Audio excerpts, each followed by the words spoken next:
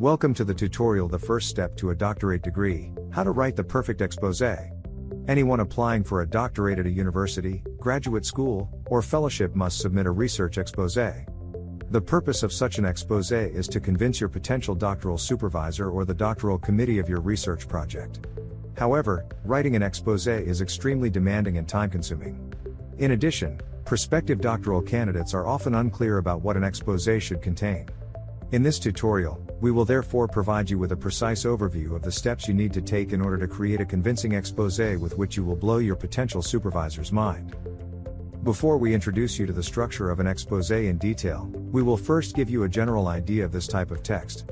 The exposé is the project outline for your doctoral thesis. It describes the intended research project, its relevance as well as the planned method and timeframe for carrying out the project.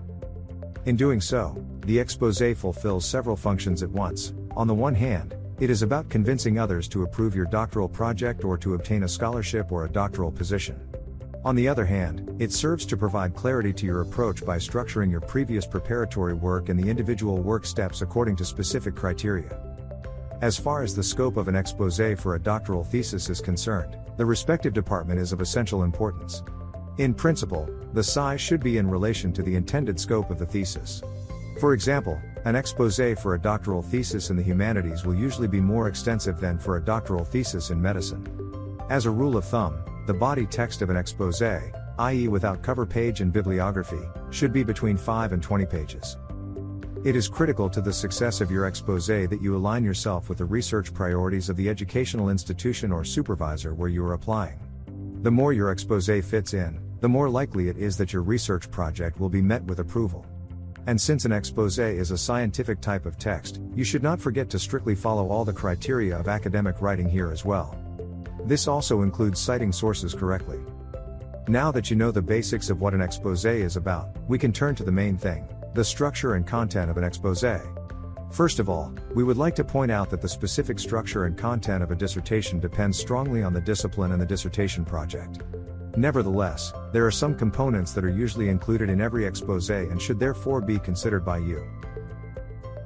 Let's begin with the first point. Every exposé starts with a cover sheet. There, in addition to your name, date of birth, and contact information, you will also specify the preliminary title of your thesis as well as the university, department, and institute. Next is a concise summary about the thesis topic and a brief explanation of the problem. This includes placing the topic in the research landscape, detailing the relevance and timeliness of the topic, and highlighting a research gap that you intend to fill with your work. The scope of the summary is approximately the same as that of an abstract. In order to justify and legitimize your own project, you present the current state of research in the next step. Present the relevant literature on your dissertation topic and reflect on it with regard to your problem. In this context, the goal is to show which research results are already available, which trends are prevailing, and to what extent your work will contribute to new research findings based on these results. Insofar as you are tracing how the subject area in question has developed in research, you can also use older literature. But the primary focus should be on current literature. By the way, if you have already done scientific work on the topic, for example as part of a bachelor's or master's thesis, you should also mention this at this point. Based on your literature review, you can now present the theoretical framework of your research project by indicating which theories you would like to refer to. At this point you explain essential terms and definitions and indicate to what extent the theory can make an argumentative contribution to your work. Another option is to design your own theory model based on various elements of existing theories or models.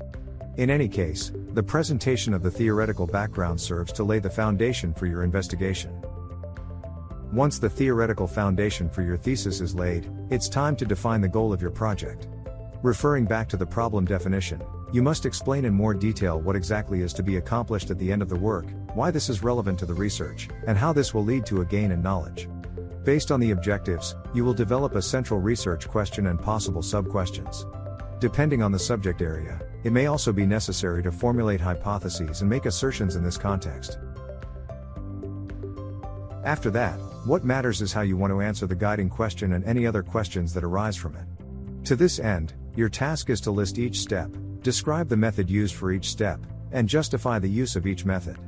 Which methods are used depends on whether your research is a literature research, an empirical research, or an experimental research. The spectrum of methods therefore ranges from texts and case studies to qualitative and quantitative content analyses, experiments, interviews, questionnaires and software.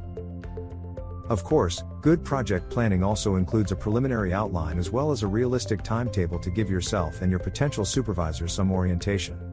In the outline, you give the preliminary structure of the thesis in the form of a table of contents. If you do not yet know how to name the individual chapters, your sub-questions will suffice as titles for the time being. In the schedule, you define a time period in tabular form for each work step and specify which results are to be achieved at the respective time. You should also assign sub-questions and methods to the individual periods. It is common to divide the time periods into months or quarters. When applying for a scholarship or a doctoral position, you should keep in mind that the total period to be considered is usually 2 to 3 years. In addition, it may also be necessary to add a financing plan in these cases. This brings us to the last point. A preliminary bibliography belongs at the end of an exposé. Here you list all the sources that you have evaluated for the preparation of your exposé. You should limit yourself to those publications that have proven useful and relevant in your preliminary work. It is also important that you list the sources in alphabetical order. Not registered yet? As a registered user, you enjoy exclusive benefits and get immediate access to these special services. Regular raffles with amazing prizes. Detailed interest test to find a suitable degree. Online calculator to estimate your chances of admission. Free study guides. Top tools for comparing study programs and universities. Interactive forum for students. And much more.